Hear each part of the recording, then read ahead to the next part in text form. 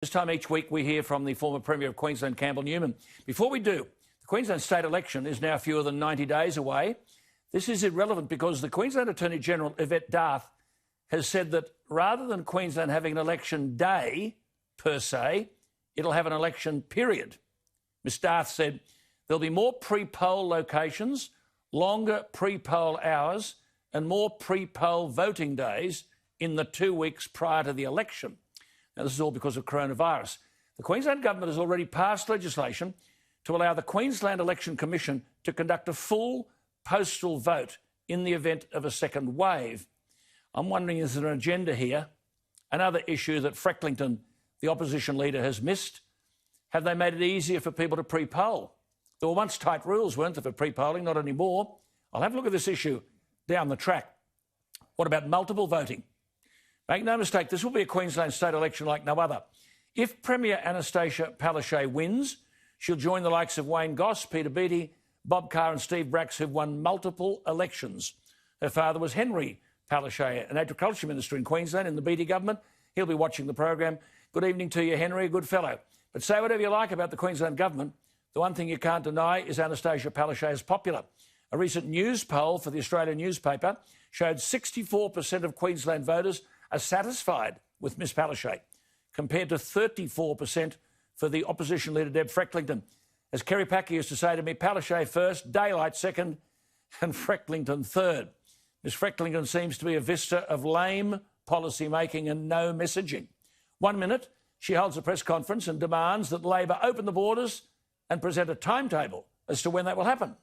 Next minute, she agrees with Annastacia Palaszczuk, shutting the border crossings, and says the LNP will accept the medical advice, the mouse that roared. The LNP needs to win 9 seats to form a majority government. Where will these 9 seats come from? I'll tell you what, 2 trips around the world after COVID, if you can show me on a map where those 9 seats come from. And remember, the LNP have got to hang on to the ones that they've got, which raises the question, if a party leader can't land a punch on a state government that's headed for $100 billion in debt, why do they bother? Campbell Newman, the former Queensland Premier, joins me. Campbell, about these polls, I mean, federally in Queensland, the Morrison government is a mile in front. How could the state figures be so close? Yeah. Well, they are indeed a mile in front federally. The Morgan poll last week, Alan, had the 2PP for the coalition federally for Queensland at 58-42. And that's why I have this deep sense of foreboding about this election, with Deb Frecklington, Tim Mander and the LNP only ahead a little bit in the polls at 51-49. And you've had, as you just described, the onward, upward march of the Premier's popularity throughout 2020 because of this COVID-19 thing. And if the LNP aren't careful, I'm afraid they will flounder in the last 90 days of this election. I mean, Campbell, you're 100% correct. I mean, these people, the Labor government in Queensland got a rap sheet as long as your arm. There's the disgraceful native vegetation laws. There's changing the name of the Lady Chalento Hospital, one of the great Queenslanders in Brisbane, locking out tourism by closing the borders and having Queensland business on their knees, the Paradise Dam up Bundaberg Way, the demonisation of coal, a child protection framework which is broken, and they've got climate change weeks with Al Gore, do you mind, and $100 billion in debt, and they can't land a blow. And a wave through, of course, to criminal motorcycle gangs, the bikies, Alan. But look, let's just quickly get to the nub of why the Premier's popularity's gone up. And of course, you don't have to be a rocket scientist, let alone a political scientist. It's all about COVID-19. So that actually is the vulnerability. And I can't understand, Alan, why the LNP and Deb Frecklington aren't attacking that. Because there have been inconsistencies, illogical rulings piling up. Let me give you an example. Let me give your viewers an example of what happened yesterday. Yesterday, the Premier stood by the Chief Health Officer while they were talking about a consular official, an Australian consular official who came back from Afghanistan into Sydney, flew up to Brisbane, to Maroochydore on the Sunshine Coast, and then drove to Toowoomba because there's some sort of exemption. Well, at the time, the Chief Health Officer stood there and said, "Oh, no problem here, all okay." The Premier said nothing. But, of course, you know, why was there an exemption? Absolutely. I mean, the Premier should be held to account. Absolutely. And, by the way, today, the Premier had, by the middle of today, worked it out and was sort of saying this had to stop, but it was terrible.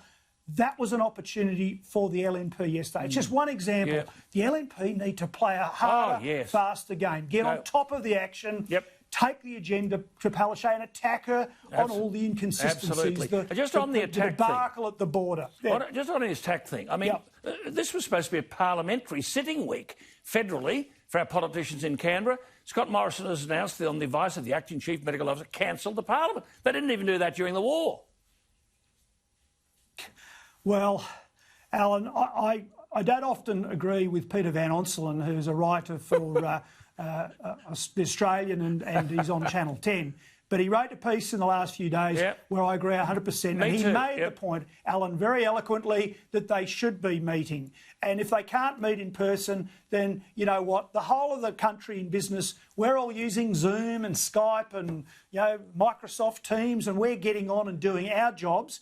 They're still on full pay and they're not doing the job. And it's about time that we had some accountability because, and I'd say this to the media who are watching tonight, stop giving all politicians, Labor, Liberal, a free kick. There is so much sort of stuff being lapped up by the media during this pandemic in different jurisdictions. It's quite sickening, really. The media should do a better job, and we need Parliament back so that they can hold the executive of the state governments and the federal government accountable. 100% great stuff, Campbell. Just one final point there. I see that South Australian Senator Rex Patrick says that federal politicians should be docked $1,000 for every cancelled sitting day in Canberra. And just for our viewers, so far this year, the lower house, House of Reps, has sat for 27 days and the Senate for 23.